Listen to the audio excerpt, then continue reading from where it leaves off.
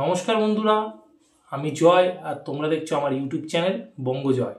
বন্ধুরা, আজকে এসেছি মূলত তোমাদের কাছে কোনো আইএসএল বা আই লিগ বা ভারতীয় ফুটবল বা বিদেশি ফুটবল কোনো ফুটবলের খবর নিয়ে না, শুধুমাত্র ভারতীয় ফুটবল ইস্টবেঙ্গলকে নিয়ে।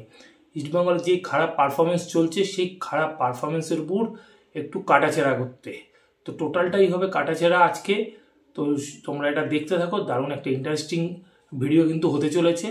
আর ভিডিও দেখার আগে অবশ্যই বলবো যে আমার চ্যানেল বঙ্গজয়কে তোমরা বেশি করে লাইক, শেয়ার আর কমেন্ট করো। আর চ্যানেলে যারা নতুন এসছো তারা অবশ্যই সাবস্ক্রাইব করে বেল বাটনটা অন করে দাও, যাতে ফুটবলের সব নোটিফিকেশন তোমরা রোজকার মতন পেতে থাকো।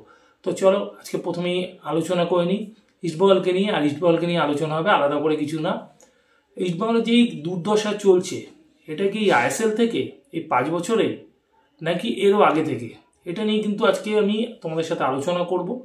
এই আলোচনার কারণ কি, যদি এবারে ধরো কার্লোস কোয়াদ্রাত, না ইস্টবেঙ্গল ম্যানেজমেন্ট, নাকি শুধুমাত্র ইউরোপিয়ান ফুটবলারদের উপর ভিত্তি করে দল গঠন করা বা ইউরোপিয়ান ফুটবলারদের উপর নির্ভরশীল হয়ে যাওয়া, কি কারণ সেটার দিকেও যদি একটু তাকানো যায়।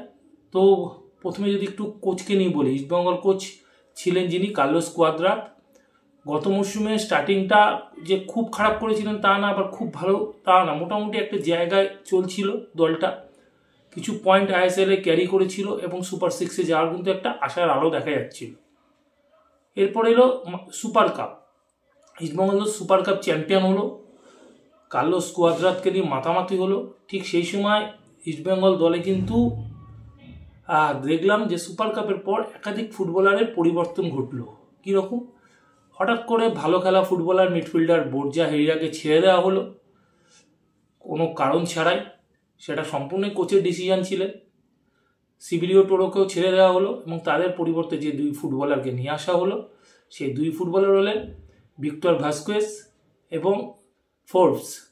কোস্টারিকান স্ট্রাইকার ফোর্বস এবং স্প্যানিশ ফুটবলার ভিক্টর ভাস্কুয়েজ। ভিক্টর ভাস্কুয়েজ একটা সময়কার খুব ট্যালেন্টেড ফুটবলার ছিল, লা মাসিয়া ফুটবল একাডেমি, যেটা বার্সেলোনা, সেখান থেকে উঠে আসা ফুটবলার।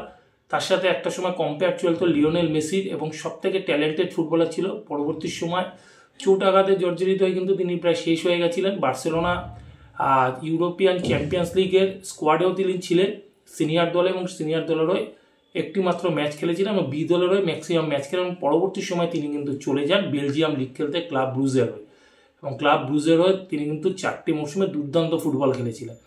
তো ফুটবলারটির এজ হয়ে গেছিলো। পরবর্তী সময় মেক্সিকো আমেরিকান ক্লাব মেজর লিগে খেলার পর তাকে নিয়ে আসা হয়, এবং যথেষ্ট স্লথও হয়ে গেছিলেন। এবং এর আগে দীর্ঘদিন তিনি ইনজুরিতে ভোগার কারণে কিন্তু এরকম একজন ফুটবলারকে নিয়ে আসলেন কোচ কার্লোস কোয়াদ্রাত, যে মিডফিল্ড লাইনটাই পুরো ভেঙে গেল।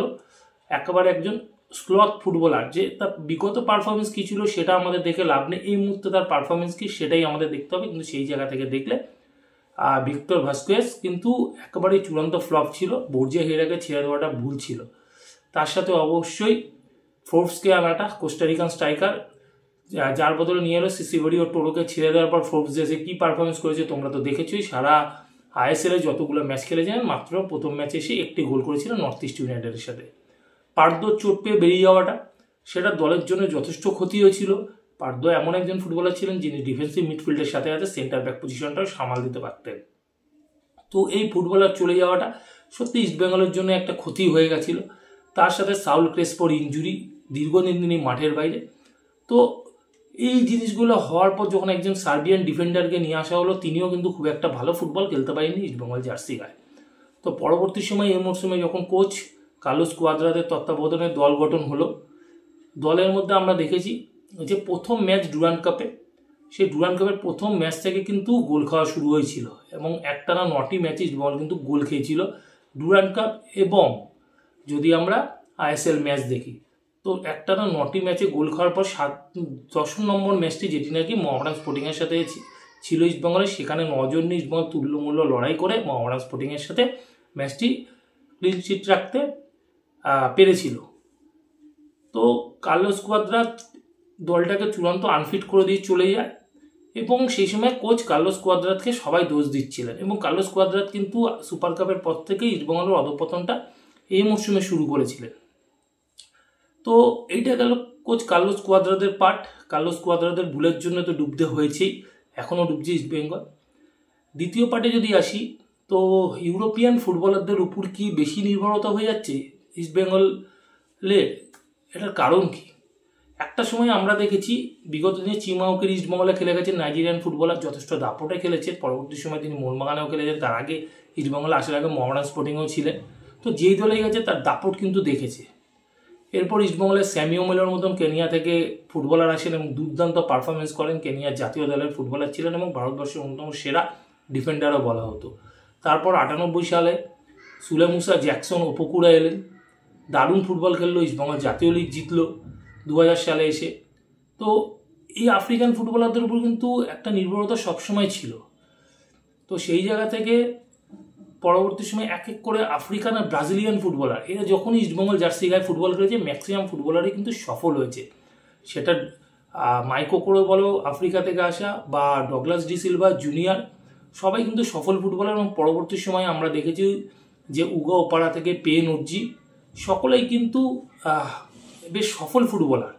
ইয়াকুবু তো যখন ইস্টবেঙ্গল এসে তখন অলরেডি তার বয়স হয়ে গেছে, টেস্টেড ফুটবলার ভারতবর্ষে দাপিয়ে এসছে এবং নো ডাউট ইয়াকুবু দারুণ একজন ফুটবলার ছিল। তো আমরা দেখেছি যখনই ইস্টবেঙ্গল জার্সি গায়ে কোনো আফ্রিকান বা ব্রাজিলিয়ান ফুটবলাররা খেলেছে, দাপট দেখে কিন্তু ফুটবল খেলেছে। কিন্তু এই মুহূর্তে আমরা বিগত 10 বছর ধরে দেখছি প্রায় যে ইউরোপিয়ান ফুটবলারদের একটা দাপট।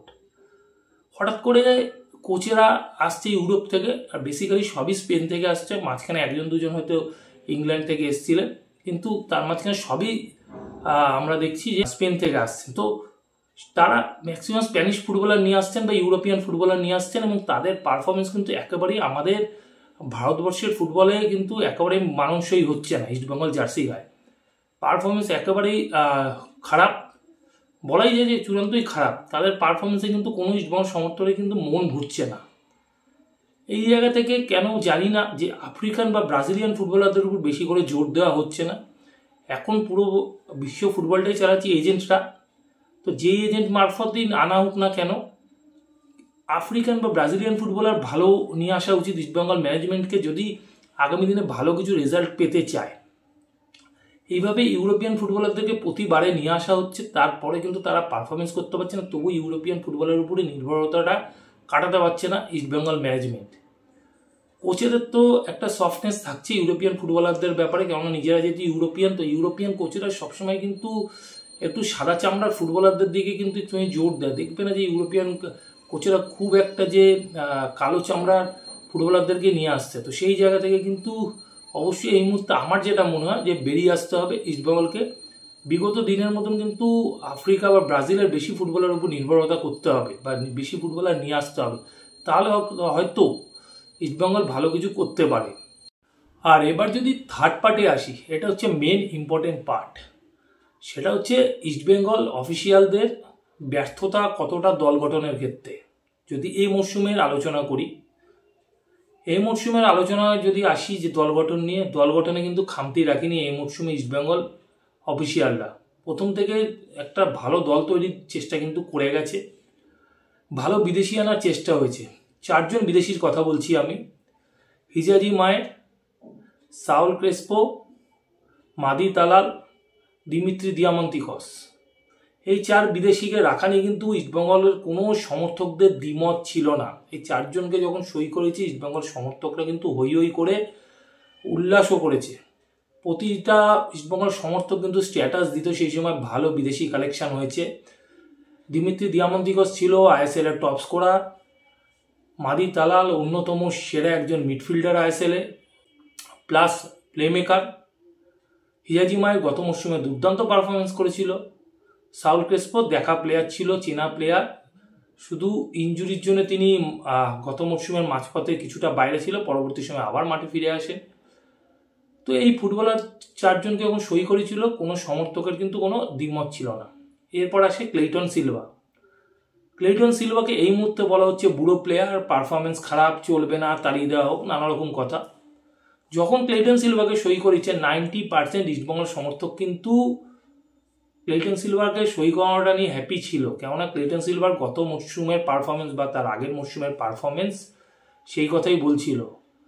তো এই 5 জন ফুটবলারের সই নিয়ে কিন্তু কোনো দ্বিমত ছিল না। আর বিশেষ করে ক্লেইটন সিলভা যখন সুপার কাপ ফাইনালে গোল করে জেতায়, তো সবাই কিন্তু হ্যাপি ছিল ক্লেটন সিলভাকে নিয়ে, এবং পরবর্তী সময় ক্লেটন সিলভা কিছু ম্যাচ জিতিয়েছে, আবার কিছু ম্যাচ ডুবিয়েছে, কিন্তু ক্লেটন সিলভাকে বলা হয়েছিল যে ঠিক আছে 5th বা 6th পয়েন্টার হিসাবে থেকে যাবে টিমে। দিমিত্রি দিয়ামন্তিকস তো আছে, হয়তো পরের দিকে নামবে, এরকম একটা ব্যাপার। এরপর এলো হেক্টর ইউস্তের সইটা নিয়ে অনেকেরই দ্বিমত ছিল। এটা সত্যি কথা যে হেক্টর ইউস্তেকে কেন নিয়ে আসা হলো, কার্লোস কোয়াদ্রা তাকে কেন আনলো, এটা নিয়ে সবাই খুব একটা হ্যাপি ছিল তা না। হেক্টর ইউস্তের বয়স হয়েছিল এবং তার সাথে তার স্লো খেলা বা তার পারফরমেন্স কিন্তু গত মরশুমে যতটা প্রথম দিকে ভালো ছিল, পরের দিকে কিন্তু ততটা ভালো ছিল না মোহনবাগান সুপার জায়ান্ট, এবং তিনি কিন্তু অনফিল্ড যথেষ্ট স্লো। তো সেই কারণে তাকে নিয়ে একটা দ্বিমত সৃষ্টি হয়েছিল। পরবর্তী সময় ইস্টবেঙ্গল অফিসিয়ালরা আরও চেষ্টা করেছিল আরও ভালো টিম করার জন্যে। তারা জিকসন সিংকে নিয়ে এলো, তার সাথে প্রভাত লাকড়া, গোল লাইন আরও ভালো করার জন্য প্রফেসর গিল যেমন ছিল, তার সাথে কিন্তু দেবজিৎ মজুমদারকেও চেন্নাই থেকে নিয়ে আসা হলো। টিমকে আরও শক্তিশালী তৈরি করা হলো, এবং ফরওয়ার্ড লাইনে মোহামেডান স্পোর্টিং থেকে ডেভিডকে নিয়ে আসা হলো, হায়দ্রাবাদ থেকে মার্ক জোদান পুইয়াকে নিয়ে আসা হলো, যাতে টিমটা আরও বেটার কিছু করতে পারে। তো সেই দিকে থেকে টিম গঠন কিন্তু এবারে যথেষ্ট ভালোই ছিল। সেই জায়গা থেকে দেখতে গেলে কিন্তু টিম গঠন নিয়ে ইস্টবেঙ্গল সমর্থকরা যথেষ্ট আশাবাদী ছিল এবারে ভালো পারফরমেন্স হবে, এবং মোহনবাগান সুপার জায়ান্ট থেকে আনোয়ারকে ছিনিয়ে আনাটা তো একটা মাস্টার স্ট্রোকই ছিল ইস্টবেঙ্গল ম্যানেজমেন্টের, সেটাও করেছিল। তো ইস্টবেঙ্গল সমর্থকরা যথেষ্ট উল্লাসিত ছিল প্রথম দিকে যে দারুণ একটা টিম হয়েছে, খুব ভালো টিম, ভালো পারফরমেন্স হবে, সবাই সুপার সিক্সের একটা আশা করেছিল। কিন্তু সেই জায়গা থেকে ইস্টবেঙ্গল দলটা হারিয়ে গেল কি করে। প্রথমেই বললাম যে কোচ কার্লোস কোয়াদ্রাদের কিছু ভুল প্ল্যান ছিল, তার জন্য তাকে স্যাক করা হয়, দলটাকে ফিটনেস আনতেই পারেনি। টোটাল প্রথম দিকটাতে পুরো আনফিট ছিল দলটা, 90 মিনিট খেলার মতন অবস্থাতেই ছিল না। দ্বিতীয়ত বেশি ইউরোপিয়ান ফুটবলার নির্ভরতা হয়তো ডুবাচ্ছে ইস্টবেঙ্গলকে। আর এই মুহূর্তে ইস্টবেঙ্গল ম্যানেজমেন্ট টিম যখন ভালো করার পরে ইস্টবেঙ্গলের একটা জায়গায় খারাপ হয়ে গেল, সেটা হচ্ছে কপাল। হ্যাঁ বন্ধুরা, হয়তো শুনতে খারাপ লাগলো, একের পর এক ফুটবলার চোট, ইস্টবেঙ্গল কিন্তু সেই জায়গা থেকে একেবারে সাইড হয়ে গেল, মানে যেই দৌড়াচ্ছিল ইস্টবেঙ্গল সেই জায়গা থেকে একবারে আউট হয়ে গেল। একের পর এক ফুটবলার চোট, গত গোয়া ম্যাচেও দেখবে 7 জন ফুটবলার ছিল না প্রথম দলে। আর তার সাথে অবশ্যই রেফারি, খারাপ রেফারিং তো আছেই। তো যার ফলে ইস্টবেঙ্গলের 12 থেকে 15 পয়েন্ট শুধুমাত্র রেফারি খেয়ে নিয়েছে। গত মরশুমে দেখেছিলাম জঘন্য রেফারিংয়ের শিকার হয়েছিল ইস্টবেঙ্গল এই মরশুমে। কিন্তু দল গঠনের ক্ষেত্রে কখনই বলবো না যে ইস্টবেঙ্গল এ মরশুমে খারাপ দল করেছিল। খারাপ দলটা কখন বলবো, যখন ইস্টবেঙ্গল ম্যানেজমেন্ট সাউল ক্রেসপোর গত মরশুমে চোট থাকা সত্ত্বেও তার সাথে 2 বছরের চুক্তি করেছিল। আর এই মরশুমে মাদি তালাল এবং সাউল ক্রেসপোর প্রায় 2 মাস হয়ে গেছে চোট, এবং সাউল ক্রেসপোকে আগামী দিনে কবে পাবে সেটাও ইস্টবেঙ্গল ম্যানেজমেন্ট জানে না। তারপরেও কিন্তু সাউল ক্রেসপো আর মাদি তালালের রিপ্লেসমেন্ট জোগাড় করতে পারেনি। মাদি তালালের এই মুহূর্তে রিপ্লেসমেন্ট এসছে যিনি, সেই রিচার্ড সেলিসকে নিয়ে আসা হলেও কিন্তু সাউল ক্রেসপোকে এখনও আনরেজিস্টার্ড করা হয়নি, এবং সাউল ক্রেসপোকে আদেও আইএসএলে পাবে কিনা এটা নিয়ে কিন্তু একটা সন্দেহ থেকেই যাচ্ছে। তো ইস্টবেঙ্গলের অধঃপতনটা কি শুধু আইএসএলে এসে শুরু হয়েছে? আমি বলবো কখনোই না, আইএসএলে এসে শুরু হয়নি। ইস্টবেঙ্গল অধঃপতনটা শুরু হয়েছিল 2003 এশিয়ান কাপ জেতা থেকে। ইস্টবেঙ্গল ম্যানেজমেন্ট ভেবেছিল যে কিছু না করেই সাফল্য চলে আসবে। 2003-4 সাফল্যর পর কিন্তু ইস্টবেঙ্গল সাফল্য অধরাই থেকে গেছে। বিক্ষিপ্ত লগ্নে Durand cup, federation cup, IFL, Kolkata league জিতলেও কখনো কিন্তু জাতীয় লিগ বা আই লিগ, পরবর্তী সময় আইএসএল কিছুই ছোঁয়া হয়নি। এর কারণটা কি? 2003-4 যখন ইস্টবেঙ্গল এশিয়ান কাপ জিতলো, জেতার পর যখন কলকাতায় এলো সুভাষ ভৌমিক কোচ, বৃষ্টি হয়েছিল ফেডারেশন কাপ ম্যাচ ভাস্কর সাথে জুয়ারতি ক্রীড়াঙ্গনে।